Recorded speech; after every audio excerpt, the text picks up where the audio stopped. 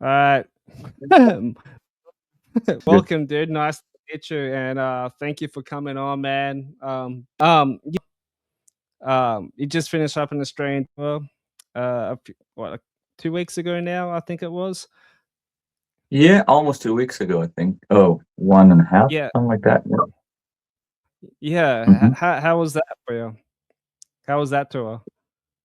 Well, first of all, thanks for having me. It's a pleasure. The tour was just awesome as always because Australia is always one of the biggest Fear Factory crowds. So that's definitely one of the reasons why we always love to come back to Australia, and we always get a huge response from the fans.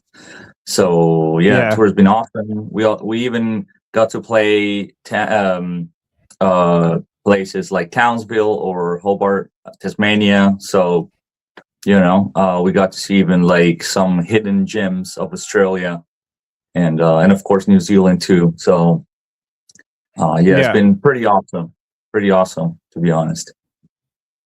yeah. It's awesome, dude. And I believe that was your second time to Australia now. Yeah, playing. Yeah, I've been there, Yeah. a lot of times, even when I wasn't playing. But yeah, that was my second tour, with Fear Factory. So, and yeah, just loved it. Yeah, us Aussie fans here, like in the whole metal community, and that we go crazy every time we have bands like Fear Factory or bands like Static X or Soulfly and stuff like that. Man, we know how to work the pit, man. Like it's crazy, and I'm sure you've already Absolutely, seen that in recent shows. absolutely. Probably because you guys don't always or not as often. You guys get like bands, certain bands traveling all the way down under. So when you do, There you're you go. you're appreciative of it. So Yeah, so yeah, yeah, and the set list that you guys were playing. I was watching the Adelaide show on YouTube. Somebody uploaded up on YouTube, and you played some really cool, like some of my favorite. Well, they're all great, but you played like two songs from probably my favorite Fear Factory album, Archetype. You guys done Slave Labor and obviously Archetype.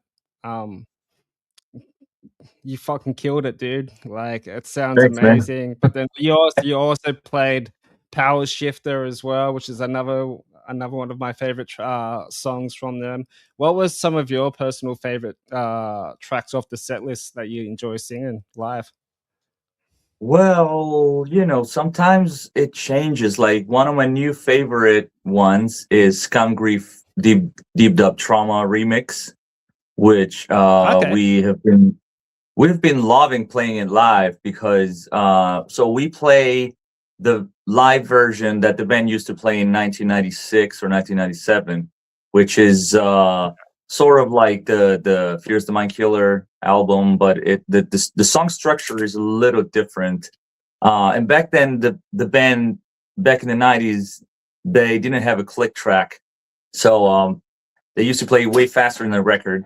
So at first Yeah. we played it with the exact BPM of the Fear the Mind Killer, Fear is the Mind Killer version, but we're feeling like it was a little too slow, so we sped it up a little bit, almost as fast as they used to play it back then. And it's groovy, it's really groovy, but it still has the signature Dark Soul from the Machine sound, and a good old low growl, and beautiful hyper delay melodic vocals. And it yeah, we've been enjoying playing it, and I feel like the fans reacted awesomely to that song. So Yeah. that's for sure one of my new favorites. um Also, the new two deep cuts, I guess they can be referred to as deep cuts, in Invisible Wounds and Industrial Discipline, which Yeah. there are two of my favorite deep cuts. Invisible Wounds is a beautiful song, and I'm so happy that we got to play it finally. So, uh, so yeah, I definitely enjoy playing those two as well. and I feel like Yeah. fans love them. Once Dino started, down, fans just were like, "Oh, I can't believe you're playing this song." Yeah. So cool. No, that's awesome, man. And then like Dino, like obviously the riff master for FearFactory, he has such a tight rhythm section, even though he's just like the early guitar player. But that dude, like I'm a guitar player myself, and just like watching video clips and just playing those chugs notes fast. I'm just like, how does he do that? It's crazy. Yeah, Dino's one of those guys that innovated and created a whole new way of playing and even conceived the guitar as an instrument. Yeah. Yeah, he has always been, of course, I've always been a fan, and he's always been one of my main inspirations as a guitar player. So because I always loved that like out of the box approach, like it's almost like he's playing another instrument. It's more like a percussive instrument almost. So Mm. so yeah, it's definitely a signature sound. Yeah, yeah. I know he's played with Soulfly for a couple of years. I do believe before I think reforming with Fear Factory with you being lead vocalist, I believe. But then I know he was on the new Soulfly album. Sharma, he did one song called No No Fear, Pain. No Power. I think. Yeah, I Yeah. think so. Yeah, it was that song. And as soon as you hear that riff, you know it's his tone. 100% off the bat.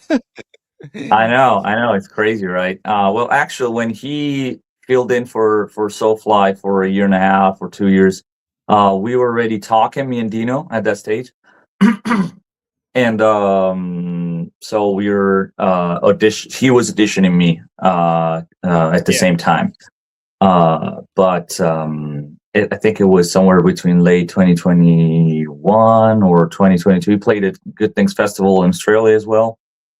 So Yeah. so yeah, we were talking at that stage, but of course he was busy with Soulfly, and we're still in the process of even finding out if I was the right fit. So Yeah. Because he discovered you through doing from your YouTube covers, correct? yes, Or he saw videos of uh, you. Yeah, that's insane, man. That's crazy. yeah, dude, it's pretty fucking insane and crazy and surreal and you name it. And it's totally like a journey band, the band Journey kind of scenario Yeah, yeah. where the OG member finds the new guy, like randomly finds it on YouTube. Mm. Of course, back then YouTube wasn't as crowded as it is today. So Yeah. I probably I think that today is even probably to like stick out on YouTube because there's such a lot of content. So it makes it even crazier. So, and the new guys from another part of the world, like one of the most unsuspected part of the world. It's like if I told you 6 years ago the new singer is gonna be from Rome, Italy, you would have been like, get fucked. Yeah, yeah. So I was super stoked when they announced the new singer that you're gonna be in there, because when I first found out, me and a mate we just finished doing the podcast together on his podcast about 3 or 4 years ago, and then we found the link to your one of your covers on YouTube, and we're like, oh man, this is gonna fit in so well. I like well, straight off the thanks. bat, I'm just like, this is gonna be awesome, dude. Yeah. I don't like to read the negative shit. I'm always about the positives and stuff like that, man. And I think what you're doing is, it's great. It's hard shoes to fill. Obviously, you know, Burton, the OG singer, but you stepping in, you're doing a fantastic job, man. So no, Thanks, man. congrats on that, dude. I appreciate your words. Thank you very much. Like you said, it's not easy because those are some immense shoes to fill. Mm. Because Bert is was and still is a super iconic singer, and him and Dino changed the game in metal completely. Like Bert vocally and Dino guitar wise, they just rewrote how metal should be done, and literally all of the bands, or almost all of the bands, if not all of the bands in modern metal nowadays, they are using FearFactory styles, kinds of style, or parts of FearFactory style, and most of them don't even know where those things come from, like the lock in between the double bass and the guitar palm muting. Even early metalcore, most of those bands probably didn't even know where it came from. And the alternation of clean vocals and heavy vocals. So I still have huge respect for Bert. He's still one of my favorite singers, and those are some massive shoes to fill. So of course, it's never easy and always so annoying, and it pisses you off to see hating comments and stuff. But sometimes I do understand that some people are just like, they just cannot let it go for some reason. So yeah, it is what it is. I'm just, as of now, I'm trying to focus on appreciating those that are accepting and approving this new version of FearFactory, which is not to be taken for granted. And they happen to be the very majority. So I'm really appreciative, and there's only so much you can do with the hating and stuff, because nowadays social media are a hating platform, not just on music, but in general. I believe you guys are going to be working some new music. Yeah, we did. Actually, last year I spent 4 months and a half, I believe, at Dino's house, just locking herself in the house, in the studio, just writing the new album. And we just shot a video clip for the first single in LA a couple days ago, 3-4 days ago. I just got back here in Rome in my home a couple days ago. So 3-4 days ago, I was in LA shooting this video right after the Australian tour. It was that tight. And it looks like it's coming out killer. And I cannot wait for the album and for the video to be put out, the single and the video. And it should be out this summer, the single, and most likely the whole album somewhere towards the end of the year, I guess. So it's coming up, and we're all excited. We cannot wait to put out the album and videos and everything we've been working on, because I feel like this is a legit continuation of the legacy of FearFactory. So, and we worked hard to make sure that while there was some evolution, there was still the original sound was still preserved, and not like too contaminated. So we're all excited. It's awesome. I'm really looking forward to it. To be honest with you, dude, for the past 2 weeks, I've been playing FearFactory a lot just to hype myself up for this. Dude. I try not to fanboy out, but it's hard not to when you've been listening to a band since your early 20s. I know, dude. You know what I mean? Fanboying. I think fanboying is like one of the most pure love languages on behalf of the fans. So you cannot really be mad at it. Yeah. Do you still fanboy out when you're on stage with like Dino and stuff? I mean, of course, not as I would do back then, matter of fact, there are photos of me with Dino and Bert when they played in Rome in 2012. Speaking of the Industrialist, which you were telling me about it, that you saw the guys on tour in that era. So that was the last time that I saw FearFactory with Bert, with the old lineup. and they played in this club in Yeah. Rome, which ironically we're gonna play in the same club in Rome in September. So that's gonna be a Nice. total full circle moment. Yeah. And so yeah, speaking of fanboying, back then I was 24. If you go on my Facebook, you still see somewhere those two pics, one with Dino, one with Bert, and you can see the fucking 1,000 teeth smile on my face. I was just like, yeah, fanboying so hard. I remember giving Dino my demo of my small band in Rome, that channel that I still have, and there was a cover of Edge Crusher as well, and Sick. and so I gave him the demo, not because, of course, I never really thought about even the possibility of singing for FearFactory, but because I was trying to get my band somewhere, you know. So, and I knew that Dino was not only an idol of mine, but also he's been a real important talent scout in the 19s metal and new metal movement, especially the LA metal movement. A lot of favorite bands of mine, such as Spine Shank, Cold Chamber, Static X, System of a Down, they got signed because of Dino. So I was like, that's the man, you know. I gotta handle him my demo. So the first show was 2 years before that, in 2010. It was in Bologna in North Italy, and I was throwing my demos on stage, literally. So I was like, please listen to my demo. It was so stupid, right? That's the best way to get yourself out and there.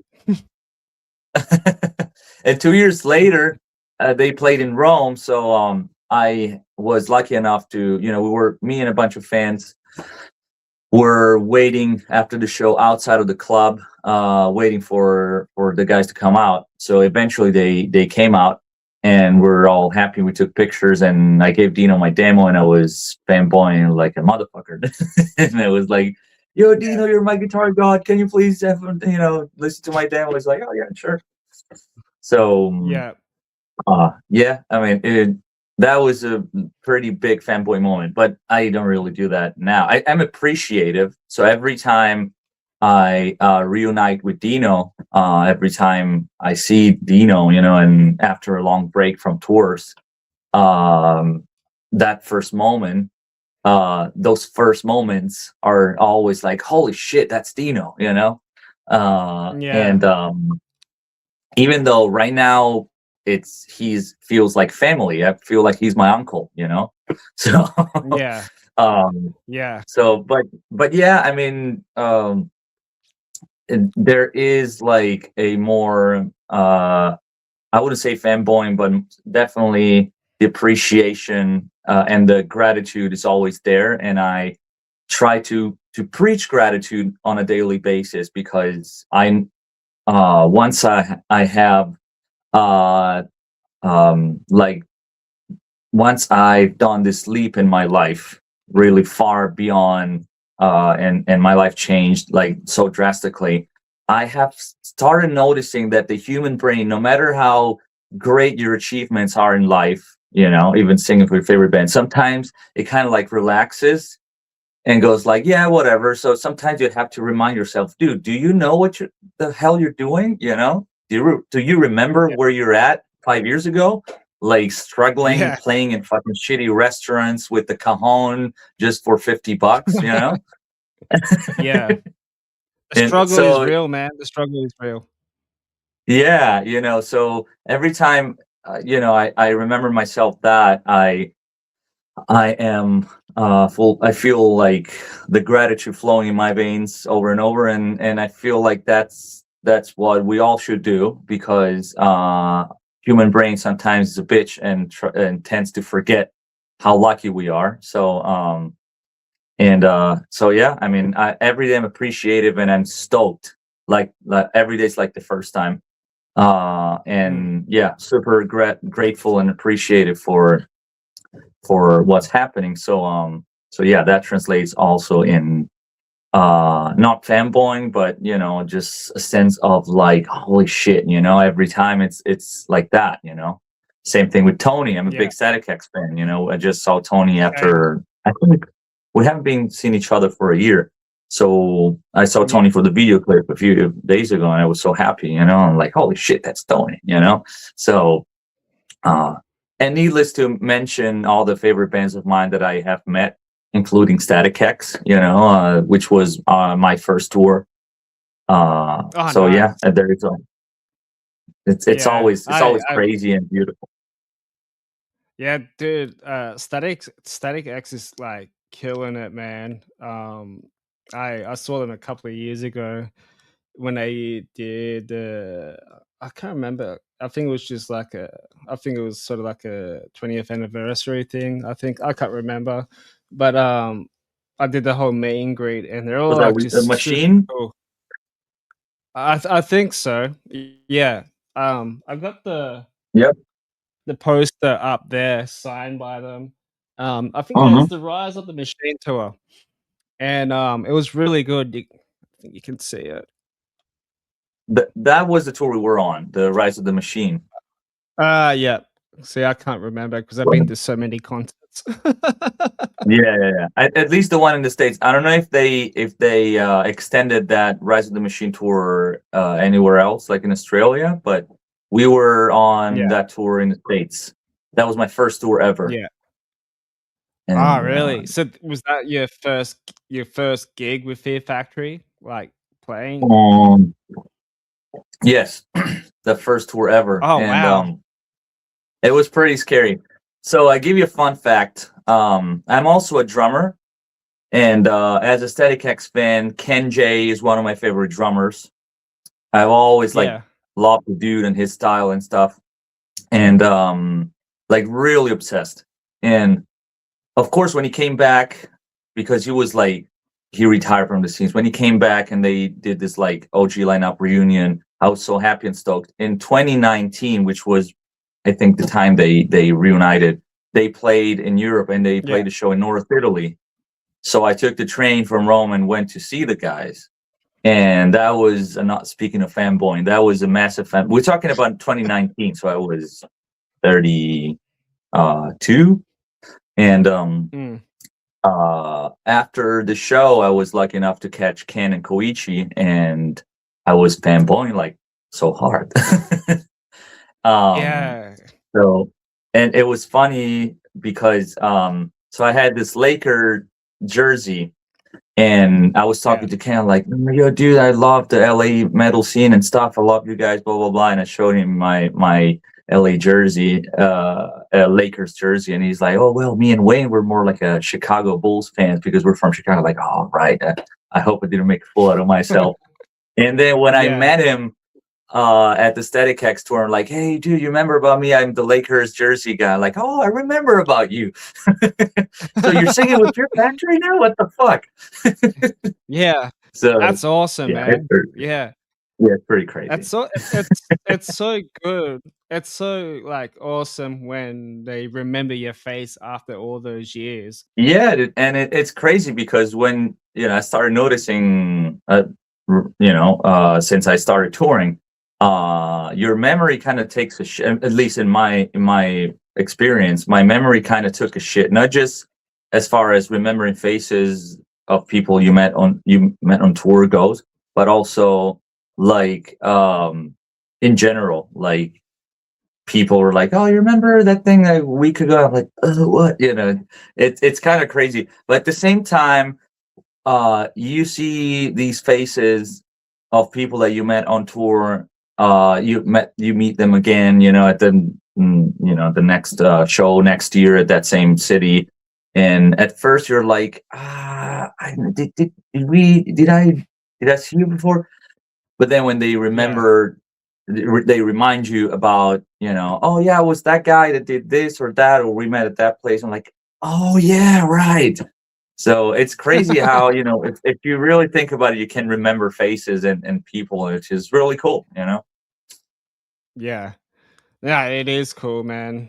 Um, Speaking of, like, Static X and stuff like that, was Wayne Static being some of, like, maybe, like, some of your favorite vocalists? Like, any type of, like, A- favorite metal vocalist that you look up to? Abso-fucking-lutely, like 100%. Wayne was literally has always been literally one of my main inspirations. In fact, my other small band that I have here in Rome, that channel, which has been existing since forever, but it's always been in the underground. But if you listen to that band, vocals are, a lot of people actually brought it up. I didn't even think about it, but apparently a lot of people said it sounds like Wayne Static, because Oh, really? there is that rhythmic approach that's kind of like gnarly fry scream, but still like a little gnarly kind of approach. I would say Yeah. my first vocal influences were Deads from Cold Chamber. That was the very first, and Wayne, and then Corey Taylor, Jonathan Davis, all these guys. But people like Wayne or Dez, they were particularly, I was particularly obsessed with that LA new metal style because they had something unique about them, like the rhythm and the vocal grooves, that just locked in with the drums, like it was just something that I couldn't let go, and that influenced me a lot. So the groove in vocal patterns is definitely one of I'd say one of my trademark because of these guys. So in fact there is going to be a little bit of that. I didn't overdo it, but a little bit of that flavor in the new FearFactory record. Not all over the place, just a little bit here and there, but that the groove aspect, like the static groove or the cold chamber groove, vocal groove, is definitely a big influence on my vocal style. So yeah, rest in peace, Wayne. Totally unique voice and personality, and yeah. Yeah, and the hair. Don't think about the hair. And the hair, dude. Like, I used to have shorter hair, but I was still, before FearFactory, but I would still like spike them up because of people like Wayne, So my hair, if you see my pictures with Burton and Dino on Facebook when I saw them live, I had like reddish sort of hair. Not as long as they are now, but still long enough. They're all spiked up like Wayne. So that was, even like aesthetically wise, that was an inspiration. So yeah, and I remember I have an older brother. He like listened to like Static X and Megadeth, so I've kind of heard it through him. And I remember the first time I listened to Static X, I kid you not, I was like, "The fuck's this?"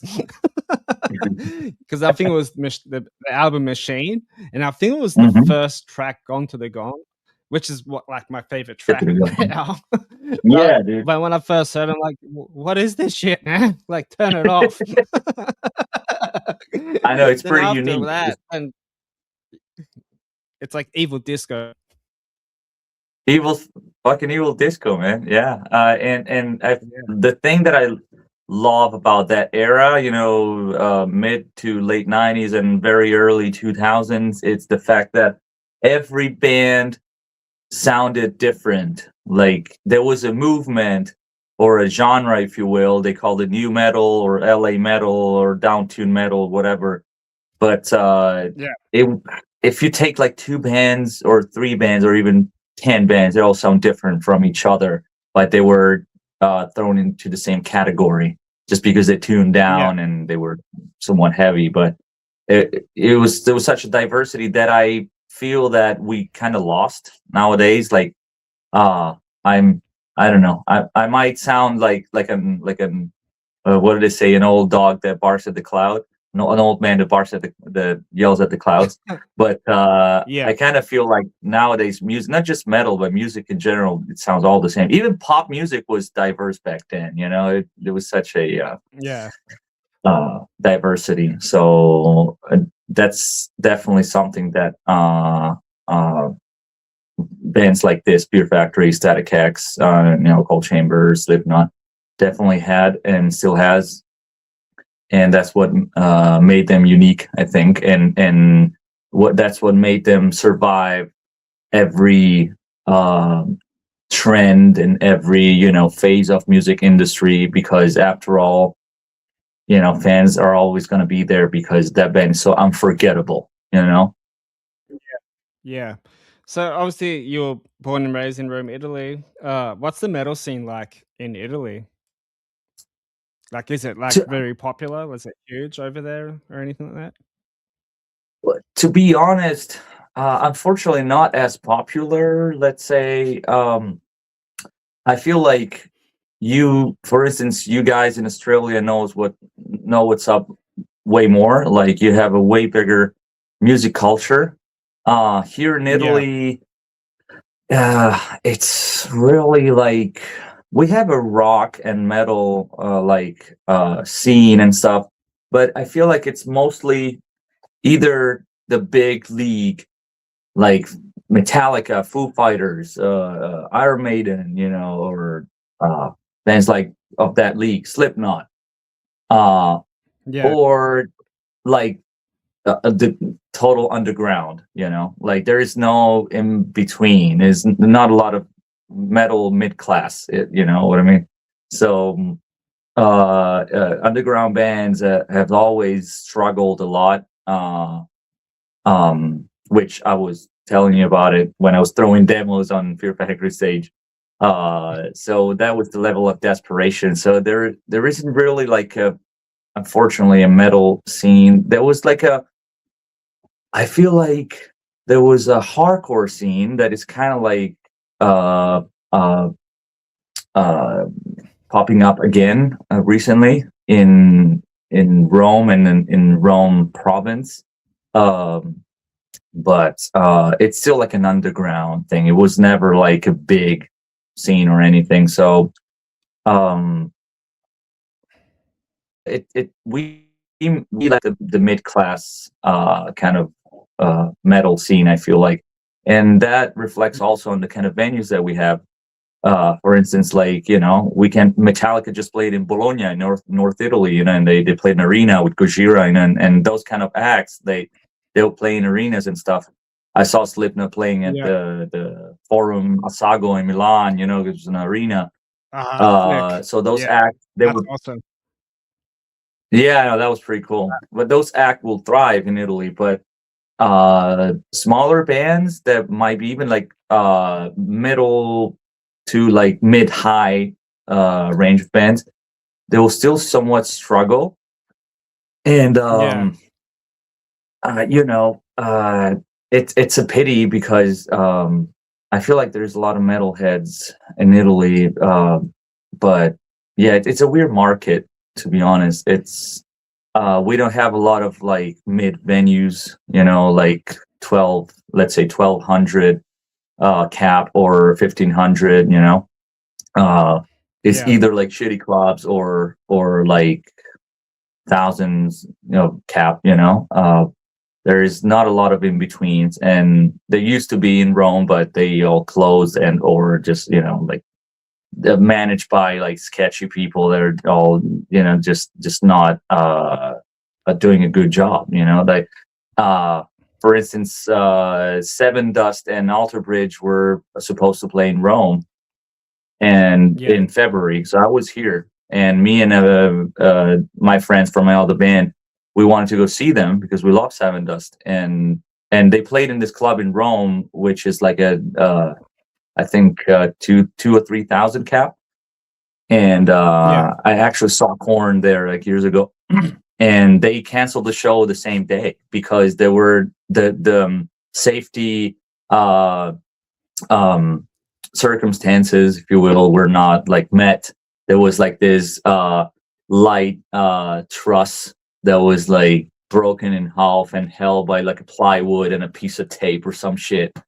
So the Yeah. manager of Alpha Breeders was like, "We cannot play this, man. Come on, like fuck this." So they canceled the show with people walked inside. So this is why Italy and especially Rome it's a lot of times kind of like the laughing stock of the music industry, unfortunately, because the Yeah. most of the venues owner they just don't care. They just do not care, and that's unfortunately, and we're kind of shame of it, but hopefully things will change one day. So Yeah. It's the metal genre is like very underground thing. especially here in Australia. We do have good metal, like very like really good metal Aussie metal bands. You just got to look for it. You know, it's Yeah, there. absolutely. You just got to find it. I've got heaps of friends that are in metal band. And I think you might like this one. They're from Melbourne. They're like a industrial thrash metal band called Witch Grinder, and I've seen them a couple of times, and I'm friends with the guitarist and singer of the band. I'll send you some of the stuff, and they're actually pretty Yeah, good, man. Really, really good. Yeah, yeah, that's cool. Of but course, how not to mention Carnival. yes, another great band, Yeah, man. Another great yeah, band. I yeah. remember before. I saw them once before they got huge. At Nice. a place here in Wollongong, like maybe 20 years ago and stuff like that. I think this is when the second album came out, and it was awesome. Like I used to go out and watch like local bands. So I used to see there used to be a pub up the road from my place. It's not there anymore, but I went and saw. You heard of the band Parkway Drive Yeah. from Byron Bay? I saw them uh, playing in a pub, and the capacity is like 40 to 50 people. Uh, Wow. I saw them before they blew up, and dude, as far as I remembered, it was fucking wild. I was, like, getting pushed on stage and fucking headbanging with the drummer and shit, and it was such a fun time. But now they're up They, be, out in Europe playing arenas now. right. They blew up really, really huge, right? Like they have massive Yeah, production right now, fire and stuff. Yeah, I saw a couple of videos like shit, you know. So yeah, that's yeah. impressive. It's crazy. I know they did a big in Australia tour. I think it was like last year or whatever it was, and I think almost every city was sold out because obviously they're Australian. It's a homecoming, and just the amount of work that they put in for the production and everything for a small band from Byron Bay to where they are now. It's very inspiring to see bands like that still pushing through. Yeah, absolutely, absolutely. Like you said, I feel like Australia has a lot of hidden gems. So Yeah, absolutely, and and we're I also also getting feel. some. Oh, what's that? Sorry. No, I was just gonna say, I also feel like there are a lot of bands in Australia that are really outside of the box. Like they're really creative and not necessarily following the trends or certain kinds of you know, sounds or trendy sounds. You know, so there's a lot of creativity as far as I've heard in the underground in Australia. So Yeah. Did you ever see Dead Channel and Fear Factory touring together? oof, that I don't know. It would be pretty. Oh shit! I just knocked the water bottle. um, fortunately, it was empty. Yeah. um, I don't know, to be honest. Like, I don't even know. For like, first of all, it would be pretty demanding physically because I would have to sing like two sets uh, on a tour. It would Mm. be pretty brutal. But I mean, a lot of people did it, but you know, I don't know. It's still pretty, you know, intense. It will be intense, but yeah. I mean, maybe in the future, a few shows. I mean, that channel is still like an underground, unknown band, and we're just rebranding it with new lineup. And um, for some reason, it just never had its moment. Um, I mean, I know the reasons. One is like I was telling you.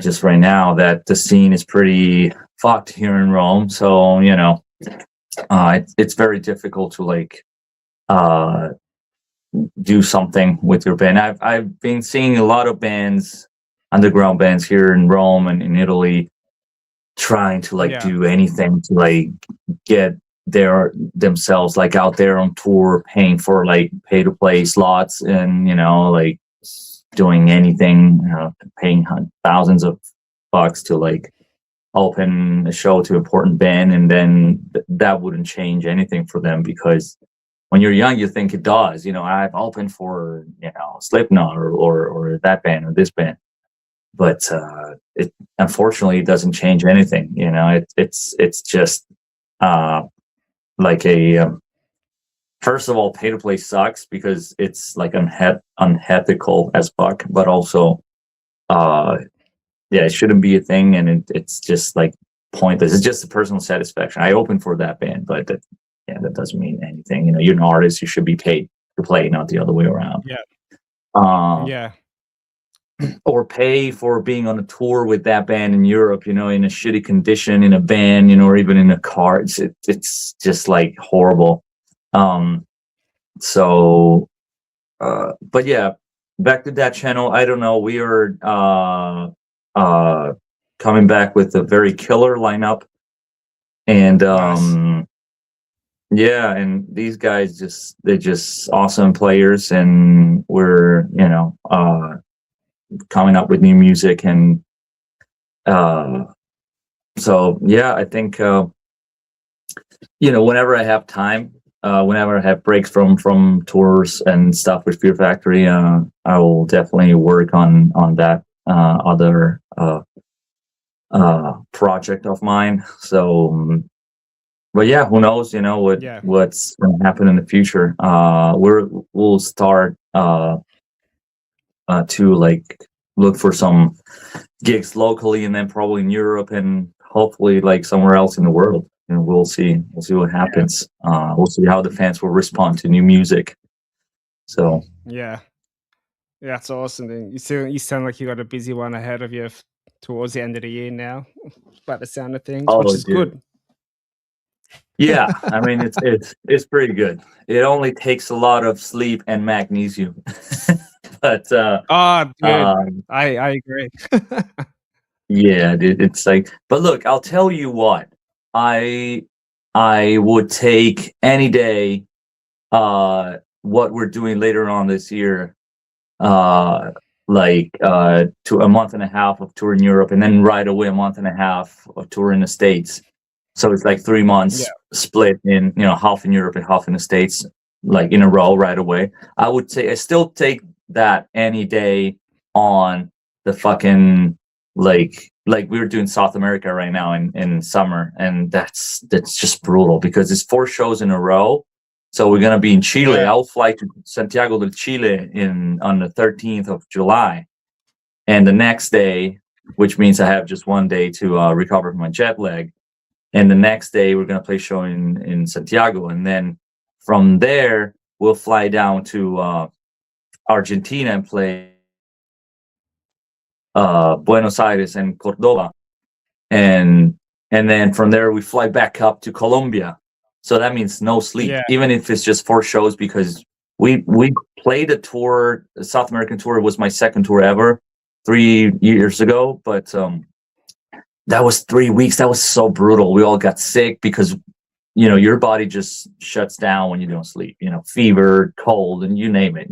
Just I sang in the most horrible physical conditions. It was just miserable. So we were all just like, fuck that. We cannot do that. But 4 shows, it's probably like the very top that we can do, and still going to be brutal. So if they're in a row, if there was, because in Australia, for instance, we also fly because of the distance. So every show is a flight. But at least distances are not as hectic, and you got a day off. We had 3 shows in a row on this run. We had Adelaide, Sydney, and Melbourne. But you still get some sleep, like 6-7 hours, sometimes 8 hours of sleep. You have an early lobby call, whatever. But in South America, it's like, oh, you're in Chile, and now you got to fly 8 hours further down in Argentina, so you barely have 2 hours or 3 hours of sleep, or maybe no sleep at all. You just, after the show, you just run to the fucking airport and sleep the next day in the afternoon, which is going to be the worst sleep quality ever. And then play a show. That's just nuts. And like, just curious too, obviously, like the vocals and stuff like that. How do you keep your vocals so fresh for each show? Like, what's your routine to keep it, fresh for the next show and stuff? It is pretty challenging, especially when you don't have a lot of sleep. because Yeah. the sleep is one of the most important things for vocals, because you probably noticed it when you're just tired and you're sleep deprived. The first thing that's gone is your voice. You start talking like this. Oh my god, it becomes more difficult to phonate, to get a sound out of your chords. You have to push more air. You have it gets really tiring. That's because when you're tired, your vocal cords are not as hydrated, and they are a muscle. So when you're tired, your muscles are tired. So when you're tired because you Yeah. haven't slept enough, even if you're like a baseball player or a foodie player, soccer, whatever, your muscles need recovery and sleep. So vocal cords are a muscle and they need rest, especially for such an intense use when you scream for an hour and a half every night. So I would definitely say sleep is the first thing. Or rest. Sometimes you can't sleep because of your jet lag. You're pumped with adrenaline. So sometimes you're that you reach that paradox when you're too tired to function, but not tired enough to fall asleep. So in that case, what I do is just try to close my eyes and put like a sleep mask, maybe some yoga or meditative music. I just Yeah. isolate in my bunk, and I do that every show day. Before every show, I try to take at least 2 or possibly even 3 hours nap.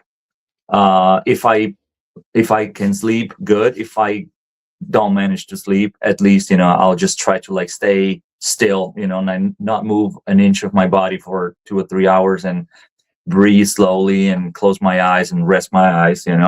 We're back now, and before before you cut off and stuff, we were talking about taking care of your voice and vocal training and stuff like that. I'm pretty sure Matt Heafy from Trivium is very, very strict with his when it comes to his vocals as well. So he's very strict on Mhm. what he should eat or drink before and after the show or stuff like that. Because I think he blew out his vocals once. I think it was during the Silence in the Snow era or something like that. Yeah, and the thing is, yeah, like you said, watching what you eat is also a lot important. Uh, for me personally, on my body, I think I can feel when I eat too close to the show time, so I'll just try to eat at least 3 hours before a show, if not Yeah. 4, because especially if I have a nap, which I always do if I have time. If I don't, I'm fucked. But no, but if you eat and then go straight to lay down, you're not really gonna digest that good. So even if you eat 3 hours before showtime, you're gonna wake up from your nap and still have all the stuff in your stomach. So I'd say my routine on tour is the eating at 2 or 3 p.m. tops, and try to eat healthy. When we tour in the States or in Europe, we have a tour bus, so we have a fridge, and so we stop in whenever we stop close to a grocery store.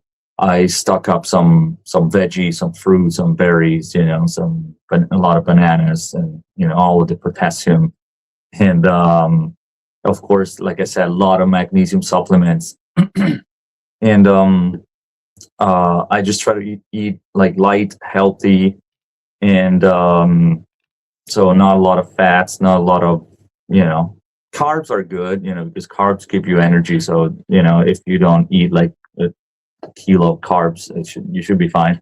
But Yeah. try to eat it like 2 or 3, and then take a nap. At least 2 hours before the warm up, and the warm up is an hour before the show. So you always have to calculate in your mind. Okay, so the show is at that time. So an hour before that time is warm up. 2 hours before that, the warm up time, there is a nap time. So it's always about calculating. So this is what I do. And other than the food, I'd say, like I was saying before I cut out, sleep, it's really important. So sleep or rest, so sometimes you would like to explore the city or to hang out with that person, or I'm in that town, and in that town I have that friend, that person that I want to hang out with, or that relative. But I just learned to go like, hey, we can hang out after the show, but right now I have to sleep. And sometimes you go, oh, why are you sleeping? We haven't seen each other in a long time. Like, I'm sorry, I'll come out and say hi, but then I need to rest before the show. So Yeah. that's definitely, yeah, at least 2 hours. We have the whole night after the show to hang out. But that I feel it's a really good advice that I feel like giving. Do not sacrifice your like sleep or your rest for anybody, because that's going to compromise the show, unless your body can sustain it. You have to learn the needs of your own body, because we're all different, right? So Yeah. and then there are a lot of tricks, like and remedies to keep your vocal cords healthy. There is this spray that I've been using called Vocalist, that is all natural and is made out of honey, ginger, and echinacea. And on a daily basis, it just keeps your vocal cords moist and healthy and soothed. But you can also use honey. I sometimes drink tea with honey, or in the States there are a lot of throat coat teas, so you do that with honey or on a daily basis. Or there is this herb known as the singer herbs, but the actual name is hedge mustard. It's called erisimo in Italian, and it's a very good herb for your voice. And I just recently got this like hydroalcoholic solution. So it's an hydroalcoholic extract from this herb, hedge mustard. And you just gargle it and drink it. Then you can drink it after gargling it, and on a daily basis. It keeps your vocal cords healthy. It's a nice healthy daily routine for your vocal cords. Needless to say, that alcohol is not good. For me, it's not a really big sacrifice, because I'm not a big alcohol drinker. I don't really ever get like fucked up.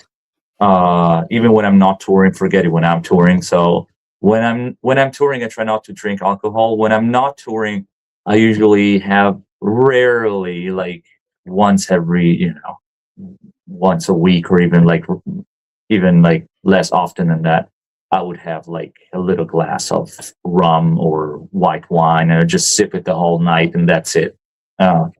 So I'm not really big on alcohol. So when I'm on tour, it's not a big sacrifice for me to like cut it out, because alcohol will dry your body, your liquids. So it will dehydrate you. And vocal cords need all of the moist, as much hydration as possible.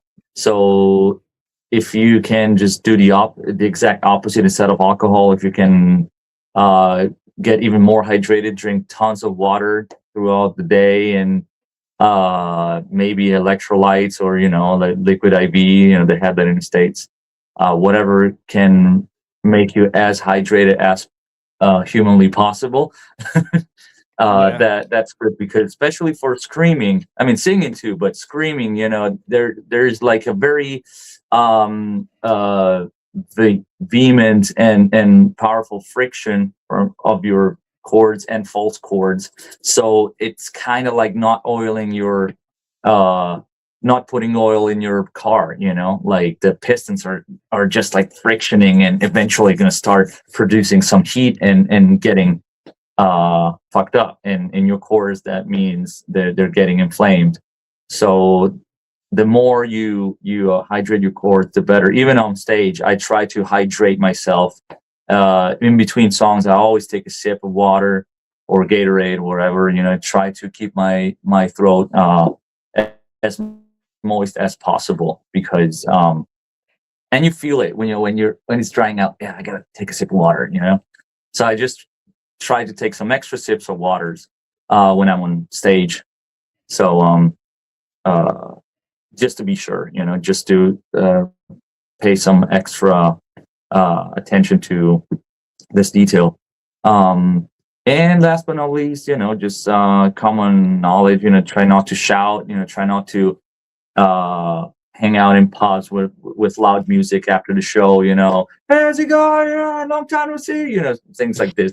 Yeah. Because that's more because that's more detrimental to your voice than an actual show. Because when you're singing, you're actually using technique. If you have a good technique, and you know how to preserve your voice, if you're too tired, maybe you don't push as much on that part specifically. If you're careful on stage and you're using a good technique, you will be fine. But when you're shouting in a pub, when music is loud, you in the music or the background noise.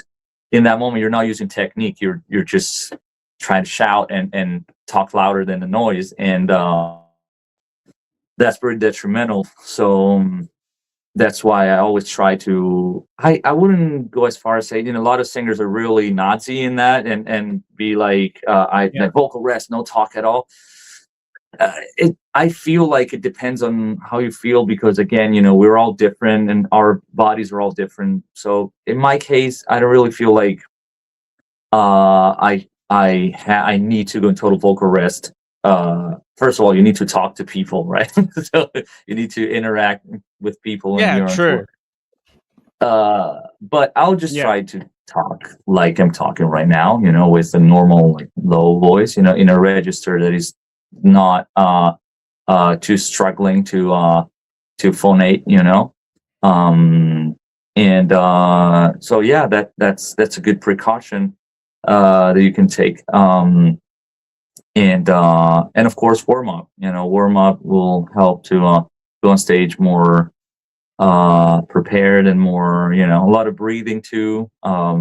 Breathing is actually a really important part of phonating, because when you are like contracted, or your breathing is like not as relaxed, the sound that's going to come out is also gonna be more like tense, so the more you're relaxed, the more your breathing is relaxed, and the better.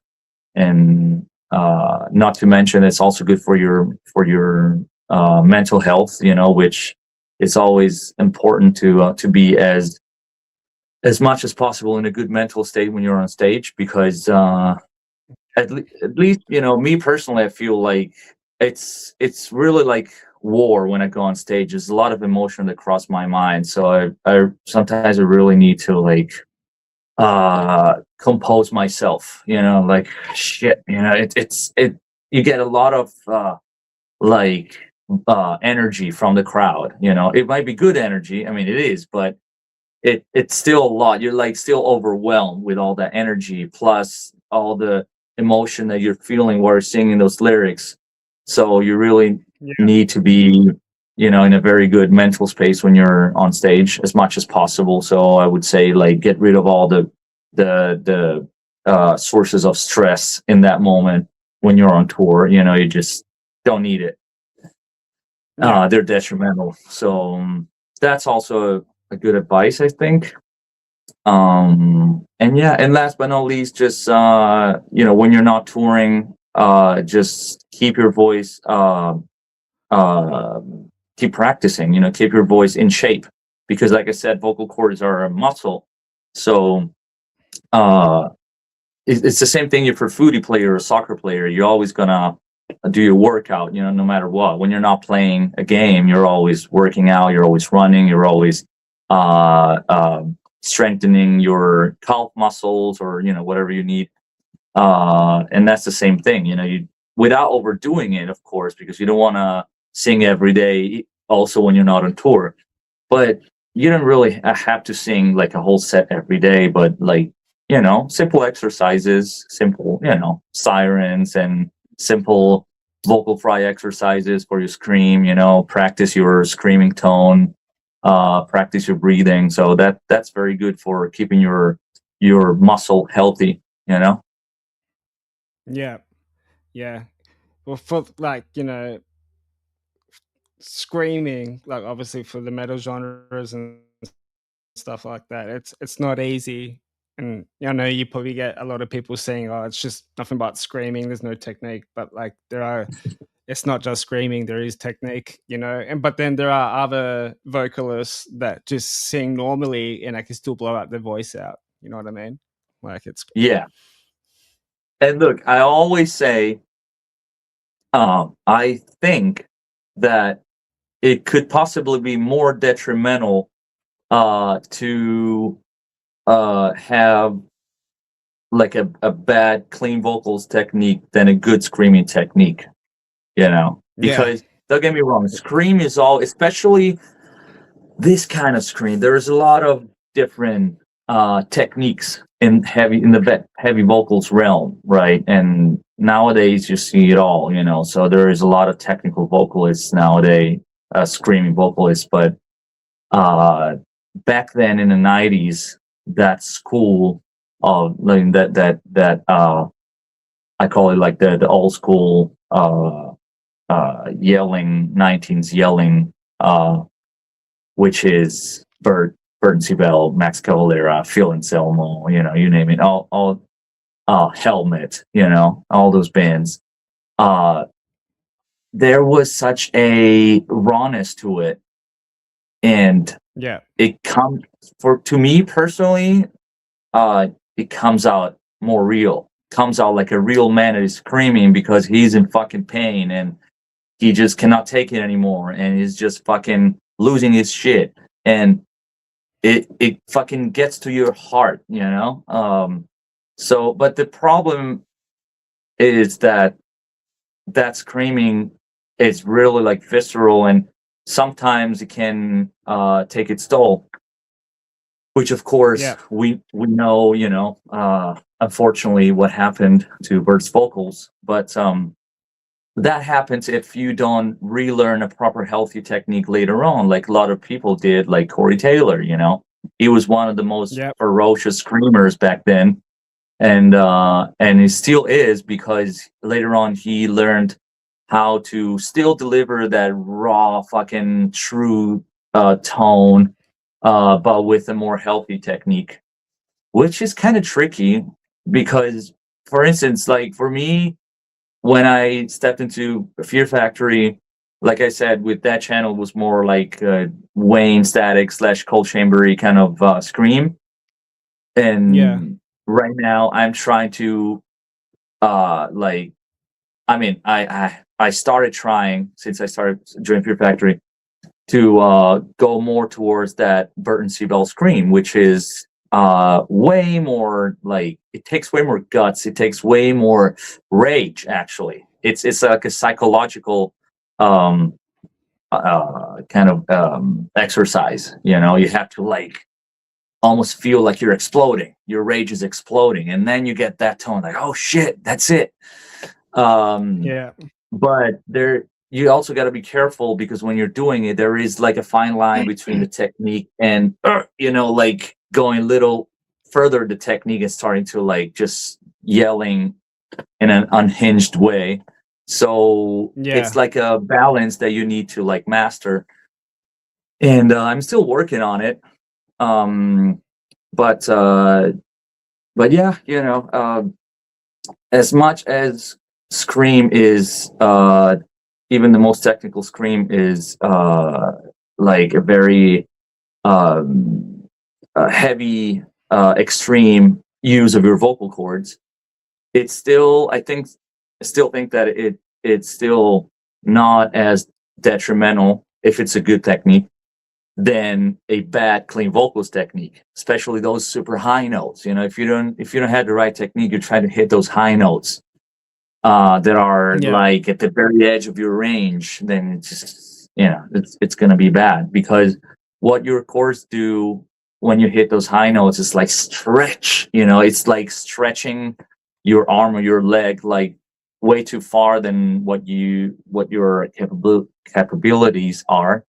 So Yeah. you just end up doing some damages. Yeah. But it's more like I guess a creative way to use your distorted tone. But it's just one thing, like for instance, we were talking about like the 90s yelling, old school yelling school, and that's another thing, like that's just that comes from a more like psychological, stems from a psychological factor, like it's more like based on emotions and pulling out your anger throughout your voice. So that's like something that I feel like not a lot of people, or no one, as far as I know, teaches, because, or I mean, yeah, I've seen some good like vocal teachers on YouTube talking about that psychological aspect. One of these guys is called Chris Lipe, I think. I don't know if you ever saw his videos on YouTube. I'll have to take a look. It's really interesting because there was this video where he was talking about like this emotional approach to screaming, and he was trying to break down like Corey Taylor's iconic screaming technique from Iowa, especially from that early era from Iowa and the self-titled album. And he was talking about this really cool thing where he found out by listening to System of a Down, Daron Malakian, the guitar player that does back vocals every now and then, and he has that really like cracking kind of voice, And by listening to Daron, he said he found out that to get that unhinged kind of screaming, he had to dig more into his vulnerability, which is really beautiful if I think about it. Because once you let go your vulnerability and you expose it in a way, which can be anger or sadness or like just pure vulnerability. These are my emotions. I'm miserable right now in my head. I want to die or this or that, whatever that is.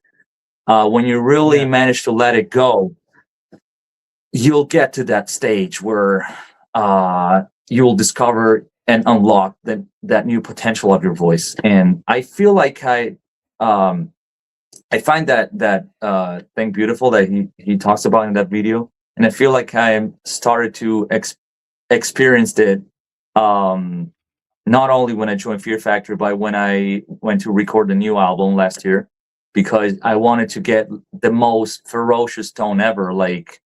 And I wanted to like summon like the obsolete era Burton kind of scream, because in my opinion that's the most ferocious and unhinged era of Burt as far as the screaming vocals go. And I agree. In order to, was that? I agree. That and yeah, especially the live shows of that era. Yeah, well, especially like albums like Macronized as well, because like as like to me, I think it's the heaviest album out of every other albums that came out by far. But then if you listen to albums like Archetype as well, it's still there, and that's why it's probably one of my favorite albums. Oh, absolutely, I agree. I love both albums, and Mechanized has also a very ferocious screaming performance by Burt. But I feel like on Obsolete, especially the live shows during the Obsolete era, he was going even more extreme than the record. He was just like, there was just something about it. There was like, if you break down his, like the audio sample of his scream, like there is a lot of information, there is a lot of like, there is the distortion, the fucking, gritting tone to it. But there is also like the pitch.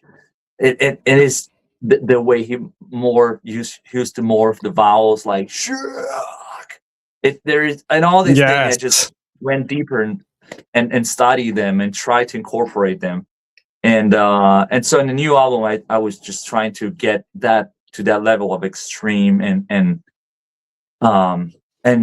truthful kind of screaming vocals. I want my vocals to like hit people's heart and soul and be like, oh shit, my heart is being violated by this dude's vocals. I wanted to reach that level of emotional impact on my vocals on a new record. And I feel like I was just screaming like way above my capabilities, like almost I haven't blown my voice, surprisingly, because I thought I would, because I was just even like going out of my technique. I know I have a technique to preserve my voice, and on the record session I was just like going full in, like I had to stop from time to time because I was feeling dizzy, because I was screaming like way hard. But that was a cool experiment to like get more in touch with my vulnerability, and I feel like not a lot of metal vocalists are nowadays in these modern bands are in touch with it, which it's more like about perfect technique nowadays, you know what I mean? But it might be just me.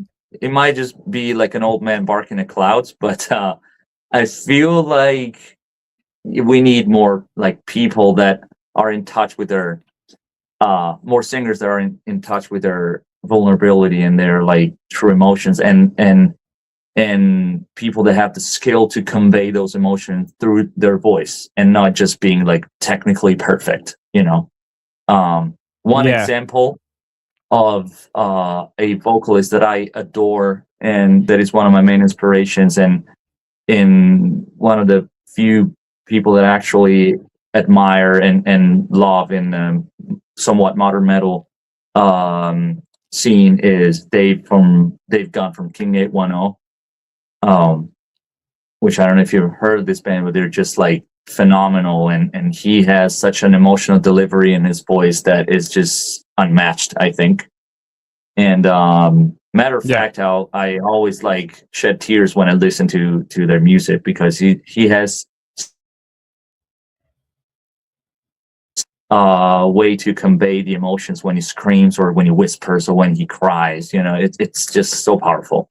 So I feel like more people should like, you know what I mean, stop to like follow trends, because right now there is just like one or two ways of screaming and everybody's screaming that way, which to me kind of sounds kind of phony in a way. So like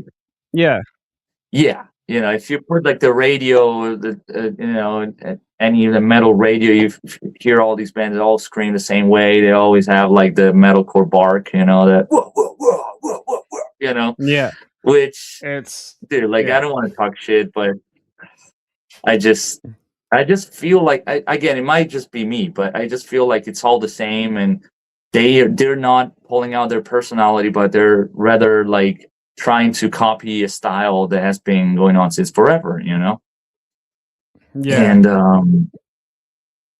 so I feel like and I wish that more and more singers and generations of singers will rather like get in touch with their vulnerability and their like raw emotions and pull them out and convey them through their voice, rather than copy a trend of that millions of other bands are doing, that doesn't sound true and doesn't, so that's my hope. But I just feel like art, like in music and art in general, needs originality, because that's the ultimate goal of, like, I feel like nowadays modern metal is more like a copy paste kind of a serial production kind of product, like it's all like and it's kind of like what EDM kind of is, like house music or what. And I mean, don't get me wrong, I love electronic music, but there are, even in electronic music, there are like artists that stand out, that are so unique, and then there are like there is the average DJ, DJ this or DJ that they do like dance floor tracks. They are all same BPM, and they're all specifically made to make people dance. And Yeah. they are all somewhat the same BPM because the DJ that will play those songs on the decks have to to have like an to mix them, to like merge them one with another, and so if they're both the same BPM, it's easier. And there's nothing wrong with that. That's like the more like purely entertaining aspect of music. As a matter of fact, I loved electronic music. I was listening to it way before metal when I was a kid, Yeah. and I still do. Yeah. But I feel like we also need, while we need that like fun and entertainment aspect of music, which is what modern metal is nowadays, just cool music with cool powerful production to mosh to, basically. But I think we Yeah. also need the emotion back, which I feel like Yeah. it's kind of missing. So yeah, I'll do my best with either FearFactory and my other projects, that channel, whatever it might be, my own music, to like keep the soul going in art and the truthfulness, So that's what I Yeah. believe in. So Yeah. Well, actually, I can't wait for the new FearFactory album. I can't wait to hear your first, release in the band yeah, and stuff like that. And maybe once it comes out, you can probably have you and Dino come on. And we can talk about it and stuff like that, man. yeah, that's cool, man. Anytime, and hopefully we'll hit another Australian tour right after the album comes out. So Yeah, and I'll be there this time. Okay, I'm sorry for not coming last yeah, time. it's all good. It's all good, man. I mean, just keep an eye on the Fear Factory page and website, and you won't miss it. Yep, like I did. But well, since this is a music and horror podcast, what was like the first horror movie you watched, and how old were you when you first watched it? The first horror movie, damn. Okay, so the first horror movie that I remember watching as a kid, it Yeah, probably has to be, I don't know if it's the first one, but it's the first one that I remember watching in my own life, and that was Psycho by Hitchcock. nice. That's a What a pretty classic, right? And I clearly remember the scene of what was that, the lady that gets killed in the shower. Yeah, the I like iconic blur scene. memory Yeah, about it, but that was, yeah, and that the fact that that is in like an old movie with old photography. It was all black and white, and all like with this old soundtrack, all these things, this like old uh thing to it makes it even 1,000 times creepier. You know? yeah, yeah. I kind of feel like before you had like psychological horror and the term slasher and stuff like that. I kind of felt like Psycho was like the OG of psychological, horror. You know what I mean? Because that movie was a complete mindfuck of a movie when you think of it Yeah, too, of the guy and that. But like, yeah, I haven't seen it in so long, but I do remember watching that, and also watched the reboot. Was completely absolutely, rubbish. absolutely. Yeah. So let's finish off with top 5 Fear Factory albums. Um, Fear Factory top 5, I'd say Genexus, Digimortal, um, Obsolete first, then Genexus, Digimortal, um, Mechanize, and Demanufacture. Nice. That was easy. Yeah. Because That's sometimes when I pretty ask people those easy. top 5s, they have to like stop for like 2 minutes and think about it. But because obviously you're the front man of the band. Like, no, it's good, man. Like, Machinize is up there for me. It's still one of my favorite albums as well, man. I still listen to that album to this day a lot. Yeah, yeah. It's pretty brutal. Yeah. Oh, dude, it makes me happy. Well, dude, thank you so much for coming on, man. I really appreciate you for doing this, man. And I'm looking forward to the Yeah, new FearFactory stuff. yeah, of course, no props, man. Thanks for having me. It's been a pleasure. Yeah, man. So, you're going back out on tour next month, I believe. What's that? You're going back out on tour next month. Yeah, we did 4 shows in South Yeah. America, then back in Rome, and then we'll start our European tour on September. So Damn, busy one for you, man. Well, dude, thank you very much. I'll put all the links in the description nice. area, and I'll put all the tour dates in there as well, so people can go and check it out. And guys, don't forget to Nice. like and subscribe, and follow me on YouTube, Instagram, and Facebook.